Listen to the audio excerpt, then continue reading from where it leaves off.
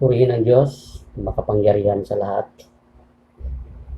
Sa Kanya ang papuri at sa Kanya ang kadakilaan, sapagkat dahil sa Kanya tayo po ay natuto, tayo po ay lumakas, tayo po ay gumaling, tayo po ay nabigyan ng pagkakataon na makakapaglingkod at makakapakinig ng mga salita na nagmumula sa Kanya. Kaya marapat lamang na magpatuloy tayong magbulay, mag-aral ng Kanyang mga salita upang tayo ay huwag matuyo sa ating buhay espiritual. Marami tayong matutunan sa mga salita ng Diyos, marami tayong makikita na katotohanan sa kanyang mga mensahe para sa atin. Samahan niyo muna ako sa isang maikling panalangin bago tayo mag-aral ng Kanyang mga salita. Aming Diyos na makapangyarihan sa lahat, minsan pa Lord, patuloy kaming nananalangin ng kalakasan, nananalangin ng kagalingan, karunungan, upang aming makita at marinig, maintindihan, maunawaan ang mga mensahe na inyong pinapaabot sa bawat isa sa amin. Panginoon, salamat po sa araw na ito na kung saan patuloy kami nananagumpay at patuloy pang magtagumpay sapagkat ikaw ang aming kasama. Patuloy ka namin pinupuri at dinadakila. Patuloy kami nagpapasalamat sa lahat ng mga biyaya at pagpapala na walang humpay ninyong ibinibigay sa bawat isa sa amin. Sa mga oras na ito, Panginoon, kami po ay mag-aral ng iyong mga salita at ang aking panalangin. Tago mo ako sa inyong likuran upang ikaw po ang makita ng bawat isa, hindi po ang aking kahinaan. Maraming salamat sa iyo. Pinupuri ka namin at sinasamba ka namin sa pangalan ng aming Panginoong Hesus. Ito po ang aming panalangin. Amen. Amen. Nung malimit, pagka tayo po ay may mga kakilala na namatay na, at tinatanong natin kung nasana, kung hindi natin alam kung nasana yung isang namatay na, malimit ang isasagot ay nasa langit na, sabi po. Nasa langit na. Ibig sabihin nun, patay na. At marami po naniniwala na pag namatay na ang isang tao, ay pupunta siya sa langit. Kaya siyang malungkot na katotohanan na minsan pag hindi natin alam ang mga salita ng Panginoon, alam po ba ninyo ang Panginoon nagsalita at hindi niya inililihim ang lahat ng kanyang mga plano para sa sangkatauhan. Ang sabi nga po ng kanyang mga aral na hindi naman lahat tumatawag sa kanya na Panginoon, kundi yun lamang sumusunod sa kanyang kalooban. Kaya yun po yung pagbulayan natin sa gabing ito. Ang mensahe po na dadaling ko sa inyo ay pinamagatan ko pong pili lang ang makapasok sa langit. Pili. Kasi ang mga tao lang na talagang nagbigay ng kanilang buhay sa Panginoon, hindi lahat. Sabi nga po ng Panginoon. At basahin natin yan sa chapter 7 ng Matthew verse 21 hanggang 23. Sabi po dito, hindi lahat ng tumatawag sa akin, Panginoon, Panginoon, ay papasok sa kaharian ng langit, kundi ang mga taong sumusunod sa kalooban ng aking Ama na nasa langit. Sa araw ng paghukom, marami ang magsasabi sa akin, Panginoon, hindi po ba't sa iyong pangalan ay nangaral kami? Nagpalayas ng mga demonyo at gumawa ng mga himala? Ngunit sasabihin ko sa kanila, hindi ko kayo kilala. Lumayo kayo sa akin, kayong mga gumagawa ng kasamaan. Dito po, malinaw na hindi lahat ng tumatawag sa Panginoon ay pupunta na sa langit. Ito po yung dahilan na talagang nagpapatuloy po tayo upang malaman natin, maintindihan natin kung sino nga bang pupunta sa langit. Kasi kaya tayo nakikinig sa mga mensahe ng Diyos kasi isa lang naman ang ating gustong mangyari pag namatay tayo. Mapunta tayo sa langit, ang paraiso, sabay sa madaling sabi. Isang lugar na wala ng pagluha, isang lugar na isang magandang syudad na walang hospital, isang lugar na ang kristal ang tubig, ginto ang mga karsada ayon sa salita ng Diyos. Yan po yung mga pangako ng Diyos. Kaya tayo nagpapakatino at nagpapakabuti at naglilingkod sa ating Panginoon sapagkat isa po tayo sa tinawag niya para makapasok sa langit. Pero sabi nga po niya, hindi naman lahat ng tumatawag sa Kanya na Panginoon, Panginoon ay papasok sa langit, kundi yun lang sumusunod sa kalooban ng Amang nasa langit. Sa Matthew chapter 22 verse 14, sabi po ng talata, pagkatapos nito sinabi ni Jesus, marami ang tinatawag, ngunit kakaunti ang pinili. Dito po makikita natin na ang dami-daming tinatawag. Halos ngayon, welcome po ang lahat para makapasok sa langit. Pero hindi naman po lahat napipili. Sabi nga po dito, sinabi ng Panginoong Hesus, marami ang tinatawag, ngunit kakaunti ang napipili. Ibig sabihin, naalala ko lang po nung panahon ng eleksyon, minsan nakarehistro ka naman, pero pagpunta mo doon sa presento, present na kung saan bubuto ka, hindi ka nakakabuto dahil wala kang tiyaga sa pagpila dahil mahaba pila. Minsan naubusan ka ng oras, hindi ka nakakabuto. Itong sabi ng Panginoon na marami ang tinatawag, ngunit kakaunti ang pinipili. Lagi nating sinasabi na sa mga panahon natin ngayon, kalat nga po ang Christian, talikuran ng mga church. Ngayon na medyo lockdown ang mga simbahan, hindi pwedeng mag-service. Magpunta ka sa Facebook, ang daming online service, maraming mga live service na patungkol sa Panginoon. Pero hindi naman garantiya yon na pag ganyan busy na mga tao sa ganyan o tumatawag na sa Panginoon, sabi sa salita ng Diyos, papasok ka sa langit. Dahil sa aklat po ng unang Pedro chapter 4, mayroon din siyang talata na sinasabi, unang Pedro chapter 4 verse 18, tulad ng sinasabi ng kasulatan, kung ang taong matuwid ay napakahirap maligtas, ano kaya ang kahinatnan ng mga makasalanan at hindi kumikilala sa Diyos? Yung mga taong matuwid ay napakahirap ang pumasok napakahirap ang maligtas. Ano pa kaya yung mga taong makasalanan na hindi kumikilala sa Diyos? Hindi po lahat ang tumatawag sa Panginoon ay papasok sa langit, kundi yun lang sumusunod sa kalooban ng Amang nasa langit. Sabi nga po ng talata na binasa natin sa Matthew chapter 7, pili lang ang mga tao na makapasok sa langit. Ngayon, ang isang tanong natin, sino-sino nga ba talagang makakapasok sa langit? Ano po ba ang mga sinasabi ng kasulatan para pag namatay ka, pasok ka sa langit? Itong aking inihanda, isang apat na bagay, apat na gagawin mo o apat na sinasabi ng Panginoon para tayo po ay makapasok sa langit. Una, isagawa natin yung ating pananampalataya. Dahil ang Bible mismo, patay ang pananampalatayang walang kalakip gawa, sabi po. Kaya kung sinasabi mo may pananampalataya ka, para makapasok ka sa langit, ipamuhay mo yung pananampalataya mo. Sa aklat po ng Santiago, sa chapter 2 ng Santiago, verse 14, mga kapatid, ano ang pakinabang kung sabihin ng isang tao na siya ay may pananampalataya, ngunit hindi naman niya ito pinatunayan sa gawa? Maliligtas ba siya ng ganung uri ng pananampalataya? Halimbawa, may isang kapatid na walang maisuot, walang makain. Kung sabihin ninyo sa kanya, patnubayan ka nawa ng Diyos, magbihis ka at magpakabusog. Ngunit hindi naman ninyo siya binigyan ng kanyang kailangan. Ano ang silbi niyon?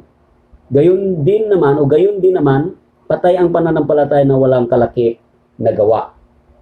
Sa verse 18, ngunit may nagsabi, may pananampalataya ka at may gawa naman ako.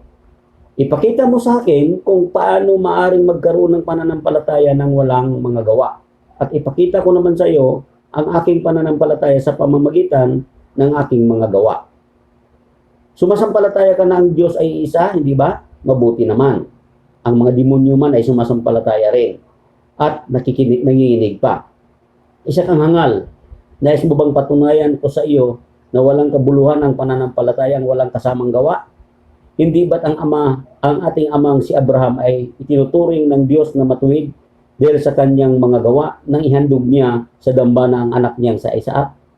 Dito ay makikita mong magkalakip ang kanyang pananampalataya at mga gawa at naging ganap ang kanyang pananampalataya dahil sa kanyang mga gawa.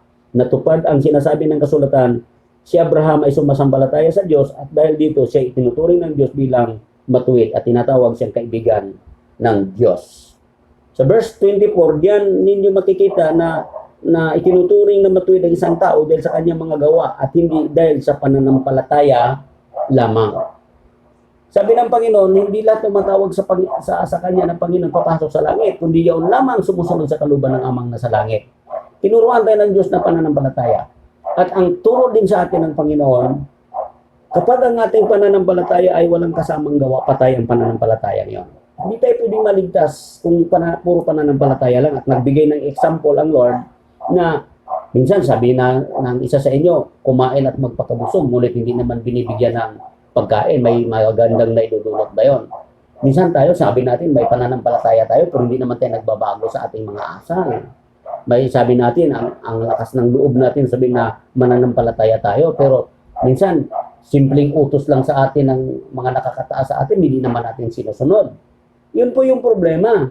Kaya nga po, hindi lahat, binibigyan tayo ng babala ng Panginoon na hindi lahat ng tumatawag sa Kanya, Panginoon, papasok sa langit. Isang babala po ito sa bawat isa sa atin na hindi ko mo mananampalataya tayo, punta na tayo sa langit.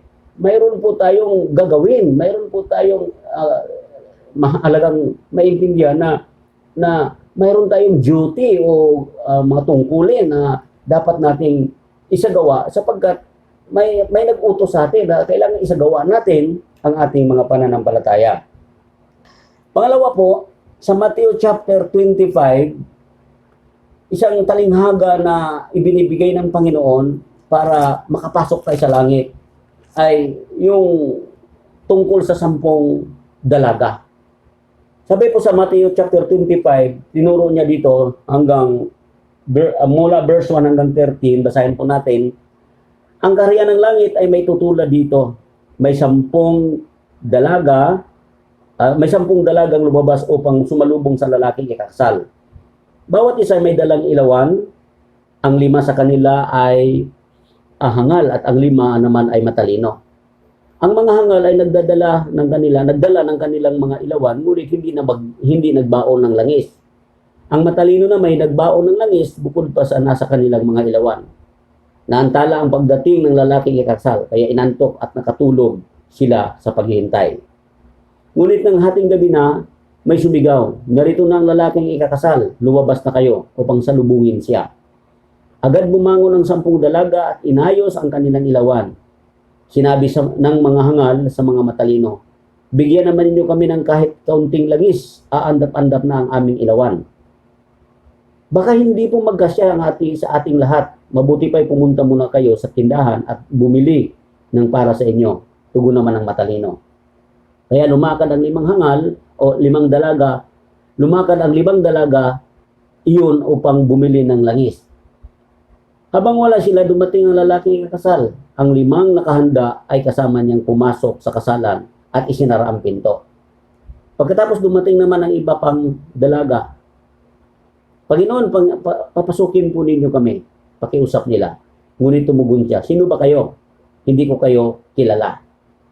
Pagkatapos nito ay sinabi ni Jesus, kaya magbantay kayo sapagkat hindi ninyo alam ang araw alam ang araw o oras man, sabi po dito. Dito makikita po natin, parehas po naghantay. Parehas din po may ilawan. Para bang sa panahon ngayon, ang daming Christian pumupunta din sa church, pero ang problema po, hindi naman dumating kaagad yung kanilang hinintay. Parang sa atin, tagal-tagal na. Panahon pa lang ng mga apostol, nangaral na ang mga apostol na babalik na ang Panginoon hanggang inabot tayo ngayon, hindi pa siya bumalik. At alam niyo, minsan marami nang nagsawa, marami nang hindi naniniwala. Ibig sabihin, yung katatagan dito, kailangan. Pangalawa, yung pong bukod sa may dalang ilawan, dapat talaga may reserba. May reserbang langis, sabi nga po. Parang sa biyahe, para makarating ka sa destinasyon, kung magbibiyahe ka, may sasakyan ka, dapat full tank ka at kung malayo-layo yon dapat talaga may reserba kang pambiling, may reserba kang langis. Ang iba nagdadala talaga, lalo kung di nila tiyak na may gasolinahan dun sa pupuntahan nila. At pangalawa po, maplat, dapat mayroon talagang reserbang gulong para tuloy-tuloy lang ang biyahe. Dito ipinapakita po sa atin ng Panginoon na kung gusto nating makarating, makasama talagang dapat mayroon tayong reserbang langis. Hindi tayo dapat nagpabaya. Alam niyo, sa paglilingkod, kailangan dapat mayroon tayong reserba, laging katyagaan, yung katatagan, kasi ang hamon ng buhay ngayon talagang matindi na po. Kailangan dito, mayroon tayong matibay na na pananaw na kailangan gawin ko ito kasi baka hindi ako makapasok. Kasi tingnan natin yung nang dumating na ang lalaki kakasal, sabi nung 5 hangal paandap-andap na yung kanilang ilawan. Sabi nila, pahingi naman ng langis nyo. Sabi ng matalino, baka hindi magkasya. Kaya bumili muna kayo, bumili nga naman. Kaya lang, pagbalik nila, wala na, sarado na. Minsan, hintayin pa ba natin na kung marinig natin ang tunog ng trompeta, marinig natin na pabalik na ang Panginoon, saka pa tayo pupunta sa church o saka pa tayo magpuri sa Panginoon, huli na ang lahat na yon. Habang binibigyan tayo ng Diyos ng pagkakataon na makapaglingkod sa Kanya, makakagawa ng mabuti, gawin po natin yon. Sapagkat yun ang sinasabi ng Panginoon sa atin kung gusto nating makapasok sa langit ayon sa Kanyang mga salita. Kasi hindi lahat ng tumatawag sa Kanya papasok sa langit. Sa Matthew chapter 22, sa verse 1 hanggang 11, o hanggang 13, mahaba-haba din po ito. Pero isang aral din po ito na sinasabi sa atin ng Panginoon. Ito po'y tungkol sa pag-anyaya ng Panginoon dun sa kasal ng kanyang anak. Sabi po, inanyayahan lahat, tinawagan lahat, kung pwede silang umatin, pwede silang pumasok. Ang iba, minsan ayaw umatin. Pero dito, napuno din yung bulwagang pangkasalan. At dito po, sa talinghagang ito ay nung tingnan na nung may-ari ang bulwagan, tinignan niya yung mga bisita sa chapter 22 verse 11. Sabi po dito, pumasok ang hari upang tingnan ang mga panauhin. Nakita niya ang isang taong hindi nakadamit pangkasalan. Tinanong niya ito, kaibigan, bakit ka pumasok dito nang hindi nakasuot ng damit pangkasalan? Hindi makasagot ang tao. Kaya sinabi ng hari sa mga lingkod, talian ninyo ang kanyang kamay at paa at itapon siya sa kadiliman sa labas. Doon mananangis siya at mangangalit ang kanyang ngipin. Kung atin pong na matutunan po ito, na iintindihan, lahat inimbita. Ang problema, yung inimbita, hindi naman nagdamit pangkasalan. Kaya nung tingnan siya ng hari, nakita siyang hindi, siguro parang gusgus. Alam niyo, mga Christian ngayon hindi mo makitaan ng mabubuting gawa. Kasi alam niyo, ang pananampalataya, importante na maintindihan natin yung mabuting gawa bilang Christian. Patunayan natin Christian tayo sa pamamagitan ng paggawa ng mabuti. Hindi tayo salbahe kasi Christian tayo. Hindi tayo yung, minsan mga Christian ngayon, nangungutang, hindi naman marunong magbayad. Mga Christian na nagmumura, mga Christian na chismosa, mga Christian na makabundo pa rin. Hindi bagay yun bilang Christian. Kasi kaya nga, pinagsusuot tayo ng damit pangkasalan. Turo sa atin ng Pahayag chapter 19, verse 5. Sa Pahayag chapter 19, dito po may pinapasuot sa atin. Sabi po ng talatang ito, sabi nga po dito, sa verse 5, may nagsalita mula sa trono, purihin ninyo ang ating Diyos. Kaya kayong lahat ng mga lingkod niya, dakila o hamak man, kayong may banal na takot sa Kanya. Pagkatapos ay narinig ko na parang sama-samang tinig na napakaraming tao, parang ugong na rumaragasang tubig at dagungdong ng mga kulog. Ganito ang sabi ng tinig, Hallelujah! Sapagkat naghari ang Panginoon nating Diyos na makapangyarihan sa lahat. Magalak tayo at magsaya, luwalatiin natin siya sapagkat sumapit ng kasal ng kordero at inihanda na ang kasintahang babae ang kanyang sarili. Binihisan siya ng malinis at puting-puting lino. Ang lino ay ang mabubuting gawa ng mga hinirang ng Diyos. Ito palang damit pangkasalan, yung puting-puting lino, ito pala yung sumisimbolo pala ito ng mabubuting gawa ng mga hinirang ng Diyos. Ito po yung sinasabi ko na tinawag tayo ng Panginoon. Talagang ang iisipin natin lagi kabutihan. Pagtulong sa kapwa, pagsuporta sa pamahalaan. Alam niyo, minsan nakakalungkot.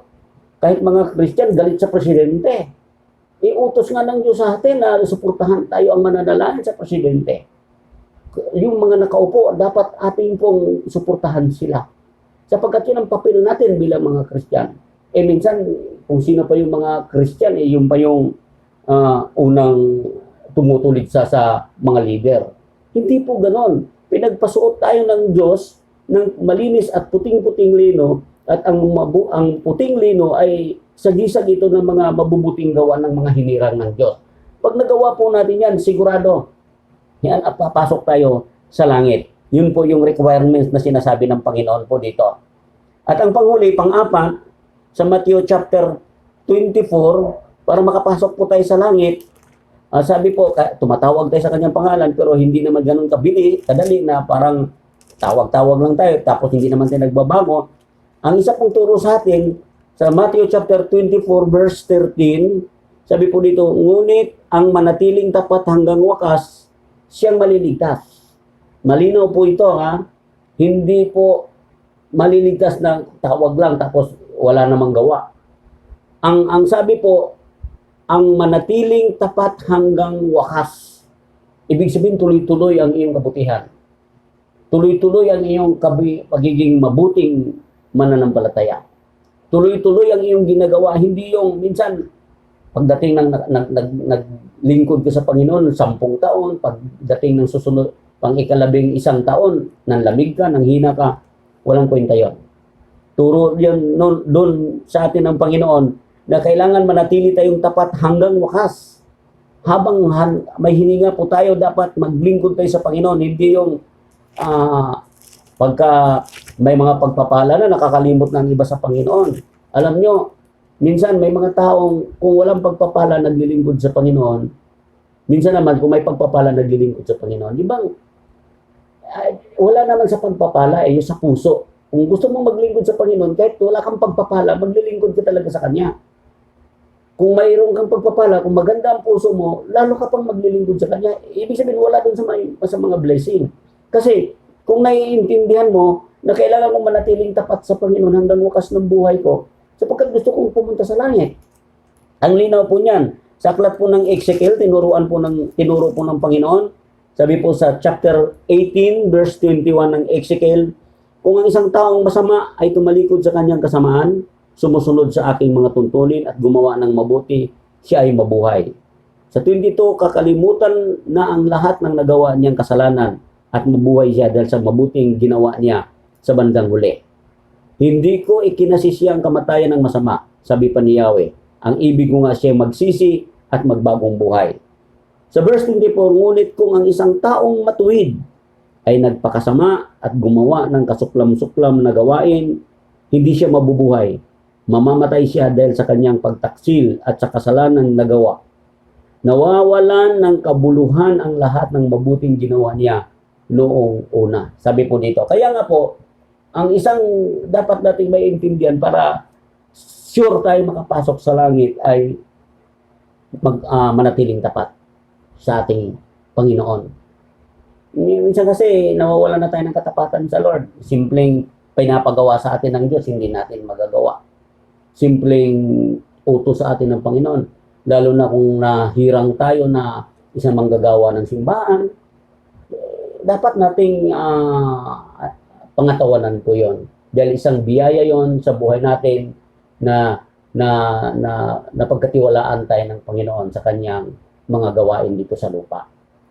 Ang lahat, nag-anyaya ang Panginoon, gusto ng Panginoon ang lahat ay maligtas, gusto ng Panginoon pero ang nakakalungkot po na ang iba hindi po maliligtas dahil sa kapabayaan. Dahil minsan, sabi nga sumampalataya ka lang. Itandaan natin, ang pananampalatayang walang kalakip gawa ay patay. At sa ating paghihintay sa Panginoon, kailangan may reserba tayong langis. Hindi dapat mauubusan tayo ng langis sa ating mga ilawan. Dapat lagi nating kargahan yan para laging nagniningas yan. At dapat nakadamit tayo pang kasal. Hindi tayo pwedeng pumasok sa kasalan, sa bulwagan ng kasalan kung nakakahiya naman. Yung iba nakabarong, ikaw lang, gusgusin ka. Nakakahiya, bukod doon sa sarili mo, nakakahiya sa sarili mo, nakakahiya pa doon sa mga panauhin o maging sa ikakasal. at yung ating pananatiling tapat sa ating Diyos hanggang wakas. Yun po yung makapasok sa kaharian ng langit isang araw na at yun ang hinantay natin. Kaya magtiyaga tayo sa kapanahunan. Magpatuloy tayo, huwag tayong mawalan ng pag-asa. Kaya sa biyaya ng Diyos, sa tulong ng Diyos, lagi tayong mananalangin, lagi tayong magbigay ng papuri at pagsamba sa ating Diyos na makapangyarihan sa lahat. Sapagkat ito ang gusto ng Diyos para sa atin. Kaya, bago tayo manalangin, bago ako magtapos, tayo po ay pinaalalahanan ng Panginoon sa ating mga sarili. Samahan niyo ako sa panalangin. Aming Diyos, nagpapasalamat kami minsan pa, Lord, sapagkat pinaalalahanan ninyo kami sa aming pananampalataya sa iyo, Panginoon, na kailangan naming ipamuhay ito, kailangan naming magtiyaga at isagawa ang mga natutunan namin sa iyo, Panginoon. Papasalamat kami sapagkat minsan pa, Lord, kinakausap ninyo ang bawat isa sa amin, sapagkat marami pong nakakalimot, Panginoon, na sila'y anak ng Diyos, na sila'y welcome sa langit, ngunit nagpabaya aming Diyos na makapangyarihan sa lahat. Kaya sa mga oras na ito, habang kami po ay patuloy na nakikipagdiig sa panalangin, na nakikinig sa mga mensahe, Lord, nawa, Panginoon, hipuin ninyo ang aming mga puso upang aming patuloy na makita ang liwanag ng inyong mga salita. Tulungan niyo kaming mabuksan ang aming espiritual na pandinig, ang aming espiritual na paningin. Papasalamat po kami kapag tunay nga po na lagi kang nakahanda upang sabihin ng Panginoon sa amin ang inyong mga aral, ng mga salita upang ito'y aming panghawakang mabuti at ito'y magdadala sa amin ng kaligtasan. Ayon sa sinasabi ni Apostol Pablo na ang magandang balita ang siyang maghahatid sa amin ng kaligtasan ito. Hallelujah. Kaya maraming salamat sa iyo, Panginoon. Salamat po sapagkat lagi ninyong pinupuno ang aming mga lalagyan, ang aming mga sisidlan, pang-espiritual, pang-physical, mental, emotional, Panginoon. Lagi ninyong tinutugon ang aming mga dalangin at binibigyan ang aming mga pangangailangan. Lord, sa mga oras na ito, patuloy ng aming panalangin sa bawat nakakapanood ng aming online service na ito. Hallelujah.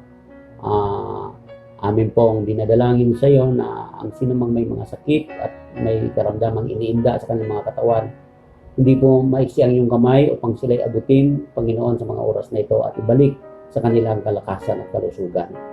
Lord, panalangin po namin ang mga nanlupaypay, maging ang mga espiritual na panghihina, mga espiritual na panlalamig at mga espiritual na karamdaman. Lord, tunay nga po na ikaw ang aming dakilang manggagamot. Walang imposible sa iyo, lahat ng bagay ay posible sa iyo, Panginoon. Kaya ang bawat isa ay aking pinapanalangin, Lord, na patuloy na gumaling at lumakas sa sinumang nasa mga karamdaman sa mga oras na ito. At patuloy namin pinapanalangin, Panginoon, na nawa, matapos na ang COVID-19 na ito, Panginoon, matapos na ang iyong galit sa mundo, matapos na ang inyong paninibugho, Panginoon, alam namin, sapagkat tinuruan niyo kami na dahil sa inyong matinding paninibugho, ay iunat ninyong kamay upang parusahan kami, paluin kami, Lord. At naniniwala po kami, Panginoon, na ang iyong paggalit ay panandalian lamang. Kaya sa mga oras na ito, Panginoon, panalangin namin na matapos na po ito, Lord, tama na po ang inyong galit sa mundong ito sa aming mga makasalanan. At patuloy mo kaming kalingain at gabayan, kausapin, palakasin, turuan, aming Diyos na makapangyarihan sa lahat. Salamat po at aming pinapanalangin din po ang mga leader ng aming bayan mula sa aming presidente hanggang sa pinakamababang tungkol ng mga barangay captain, Lord. Aming dinadalangin ang bawat isa na patuloy mong pangunahan, gabayan upang patuloy silang makakapaglingkod sa aming bansang Pilipinas. Hallelujah. At aming pinapanalangin na makatuklas na ang mga dalubhasa ng gamot upang magkaroon na ng gamot itong coronavirus na ito, Lord. Salamat po at salamat po sa patuloy sa iyong kalinga at gabay sa amin sa araw na ito. Ang papuri ay para sa iyo lamang. Sambahin ka, dakilain ka, Ama, sa pangalan ng aming Panginoong Hesus. Ito po ang aming panalangin. Amen. Amen. Amen.